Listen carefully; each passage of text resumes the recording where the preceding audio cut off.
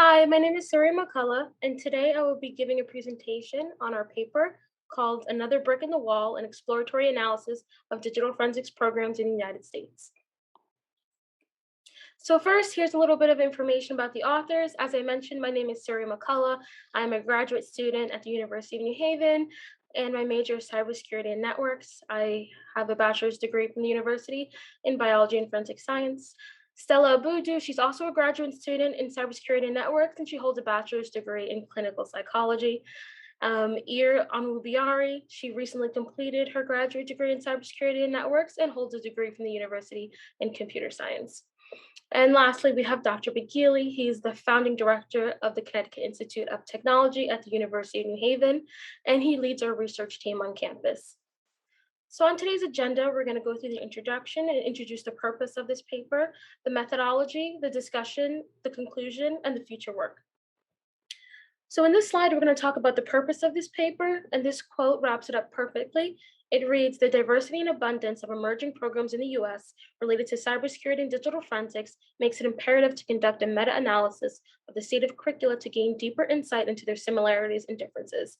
That just means that in response to the growing digital forensics market, universities are implementing digital forensics at their academic institutions. However, not all of these digital forensics programs are sufficiently preparing students to apply digital forensics concepts in the field upon graduation. So there have been numerous studies on digital forensic standards and curriculum. However, to the best of our knowledge, there haven't been any studies that examine the current digital forensics courses offered across the nation. So our work provides a primary analysis on 78 academic institutions and 97 degree programs in the US related to digital forensics. Our work also explores courses taught in universities with the NSA Centers of Academic Excellence designation, those with an accreditation from the Forensic Science Education Programs Accreditation Commission, and those with the Centers of Digital Forensics Academic Excellence designation, as well as those that do not hold any of these designations or accreditations. And lastly, our work presents a necessary update to academia to explore both the adequacies and deficiencies in digital forensics curriculum. And now for our methodology, all universities were chosen based on online searches, similar to those that will be made by prospective students looking to go into digital forensics. As I mentioned, 97 degree programs in the US were chosen. And to create our data set, we used 7 knowledge domains that were outlined by the Department of Defense Cybercrime Center. And these are also the knowledge domains that the CDFA designation uses to create their course curriculum. And the CDFA, as I mentioned, is the Centers of Digital Forensics Academic Excellence. In addition, 15 courses were chosen, and they were chosen based on their importance in digital forensics field today. And lastly, data was gathered from universities that have digital forensics degree programs or those which had digital forensics courses offered as part of other cyber-related degrees. And some of these degrees were digital forensics, cyber, information technology, and criminal justice. And here we have the courses that we use to create the data set. As I mentioned, the 7 knowledge domains, those are investigative processes, lab and forensics operations, legal and ethics, network forensics, program and software forensics, quality assurance, control and management, and storage media. And on the right, these are the remaining courses that we analyze. Here are the 15 courses, and we'll see them again in the results section. So first, before we get into the results section, I would like to discuss some of the limitations of our work. Of course, it was done through manual analysis, so we need to account for human error. However, some of the course catalogs had vague descriptions, and as you'll see in the next slide, we had to classify these courses as not specified. Additionally, some of the courses could be offered at universities. However, their course catalogs are not kept up to date, and prospective students, as well as us, could not see that. And also, teachers can deviate from the course catalogs, and they could teach more or less than what's available in the course description online. So here are the charts for the undergraduate and graduate degrees that we looked at, as well as some of the certificate programs. As you can see, the blue stands for the percentage of courses that are offered, the red are the percentage of courses that are not offered, and again, the beige are the percentage of courses that are not selected, which just means that the course description was unclear. Also, we are comparing degree types to degree types. So we're comparing undergraduate degrees to other undergraduate degrees. We're not comparing undergraduate to graduate because the average credit hours are different for each. The average credit hours for the undergraduate degrees were 120, while the graduate degrees were 34, and the certificates were around 16 to 17 credit hours. So the major takeaway from each chart are the courses that are offered the most and the courses that are offered the least. So I'll quickly go through the findings so we can discuss. For the undergraduate degrees, the courses that were offered the most were an introductory programming course, an investigative processes course, legal, cyber law and ethics, lab and forensics operations, and a senior design or a capstone. The courses that were offered the least are memory forensics, advanced C and C++, IoT forensics, program and software forensics, and disk forensics. Similarly, for the graduate degrees, the courses that are offered the most are investigative processes, legal, cyber law and ethics, senior design or capstone. In this case, it would be a thesis project, lab and forensics operations course, and network forensics. The courses that are offered the least are assembly programming, Java, advanced C and C++, and program and software forensics. And in the certificate chart, you can see that the top courses are investigative processes, lab and forensics operations, and legal, cyber law, and ethics. Again, you can see that there's a high percentage of courses that are not offered. Again, that's due to the fact that certificates are only around 16 to 17 credit hours. And the courses that are not offered at all for these programs are hardware security, program and software forensics, memory forensics, disk forensics, ethical hacking, advanced C and C++, assembly programming, and Java. So after looking at the courses that are offered the most and the courses that are offered the least, we saw that some of the technical courses that are needed in digital forensics were not offered in many of the universities. For example, only 10% of the undergraduate degrees offered a memory forensics course, only 33% in the graduate degrees, and not at any of the certificate programs. So these courses should update to include memory forensics because memory forensics is needed so students can learn how to analyze dynamic and volatile memory, and in order to have a complete digital forensics investigation. Students should be able to analyze a computer that was left powered on at a crime scene and have the skills to retrieve that volatile data that will be lost once the machine is turned off. So courses such as memory forensics should be taught in digital forensics education programs before students enter the workforce. Also, 85% of universities did not offer an IoT forensics course. This should not be the case with the abundant amount of IoT devices that we have today. Students should be able to obtain digital evidence from numerous devices, especially since standard digital forensics methods and tools do not work on these newer IoT devices. Students should be introduced to it during their education in a lab setting.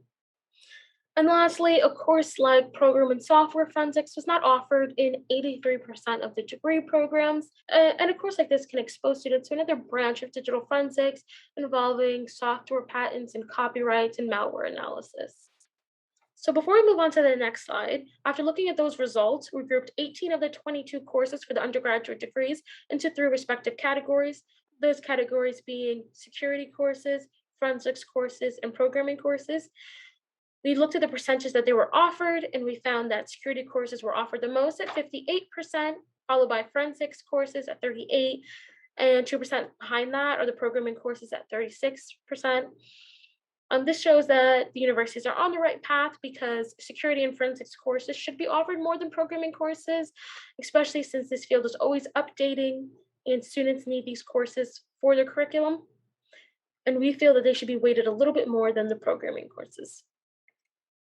So last slide was an overview of the undergraduate and graduate degrees and the certificate programs that we reviewed for this paper. In this slide, we pulled out those with the CDFA designation and a FUPAC accreditation to compare the two. So first, looking at the left, the CDFA designation, as we mentioned, stands for Centers of Digital Forensics Academic Excellence. The CDFA designation's goal is to have a well-rounded digital forensics curriculum, one that will equip students with the knowledge and skills needed to become digital forensics professionals.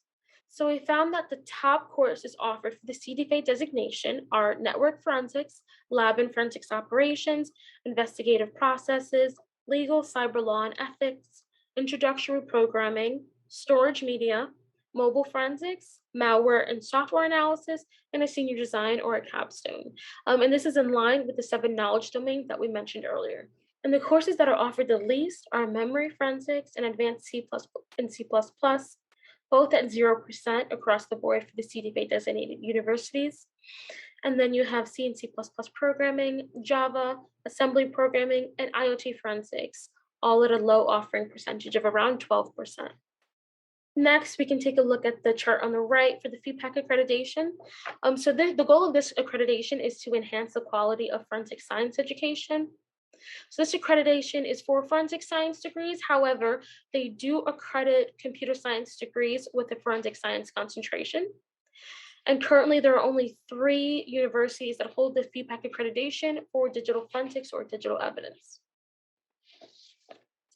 Since there are only 3 universities that hold this accreditation, that can attest to why there's a higher percentage of courses that are not offered, especially compared to the CDFA designation. So we'll take a look at the courses that are offered the most. So for the FEPAC, at 100%, they offer a senior design or a capstone, a network forensics course, investigative processes, and a lab and forensics operations course. The courses that are not offered across all of the universities are hardware security, program and software forensics, memory forensics, ethical hacking, C and C++, advanced C and C++, Python, Java, and assembly programming. That being said, we put both of these charts next to each other to highlight the fact that when students are looking for a degree program, especially a digital forensics degree, they should look further than the accreditation and onto the course catalog and the plan of study. The requirements for the FEPAC accreditation for a computer science degree, the forensic science concentration, are covered in all of the degrees. More topics should be covered for students graduating with this accreditation. FEPAC needs to expand their requirements and their digital forensics curriculum to include more of these relevant topics, because additionally, that could cut down on the time that it takes for graduates to become proficient investigators. On the other hand, the CTFA designated schools, as we said, are focused on providing the knowledge and skills students will need in the field, and that is reflected in the percentage of courses that are offered across their course catalogs. 11 of the 22 courses we reviewed were offered over 50% of the time. Of course, improvements could be made. CDFA designated universities could start incorporating a memory forensics course or an advanced C++ programming course, and of course, increase the frequency of the 22 courses within their course catalogs.